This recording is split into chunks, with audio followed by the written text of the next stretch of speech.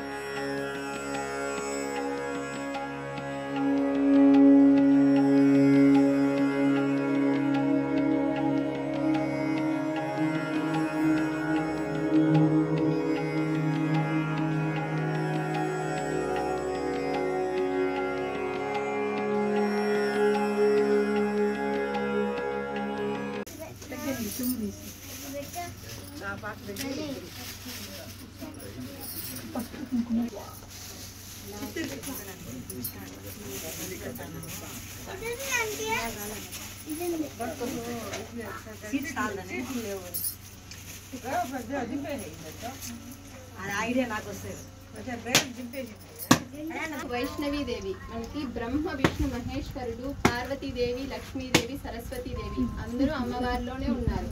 అది ఏ విధంగా అంటే ఇక్కడ చూడండి, శంఖము, ఇక్కడ శంఖము, ఇక్కడ చక్రము, ఇక్కడ త్రినామాలు ఉన్నాయి చూడండి, 3 నామాలు.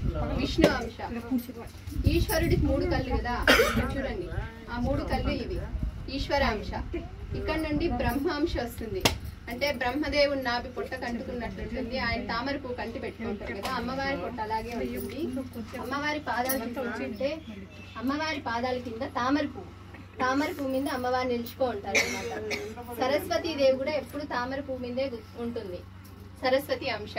ఇంకా లక్ష్మీదేవి అనడానికి అమ్మవారికి నడుముకి ఇటువైపు అటువైపు 2 ఏనుగులు ఉన్నాయి.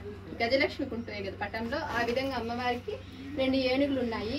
ఇంకా కుడివైపు రామచిలుక, ఎడం వైపు గుడ్లగూబ, అమ్మవారి వాహనం కదా, లక్ష్మీదేవి వాహనం అది ఉంది.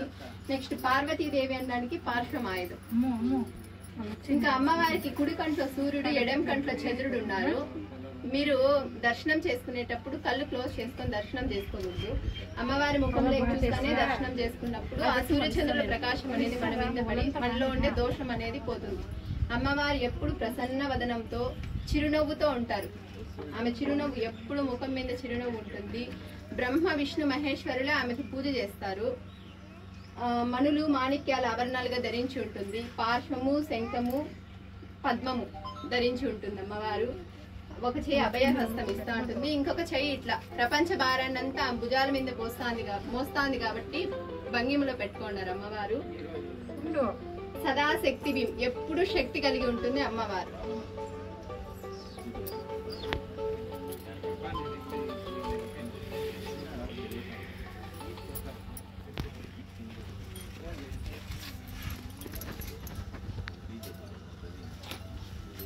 అమ్మవారికి ముఖంలోకి చూస్తా మీ కోరిక అమ్మవారికి చెప్పుకొని మీ చుట్టూ మీరు 3 ప్రదక్షిణలు చేసిస్తే నేను ఆమె పాదాల దగ్గరికి చేరుస్తాను. మీ ఇష్టము, నా కోరిక నెరవేరితే మీ ఇష్టం, అట్లా మొక్కు.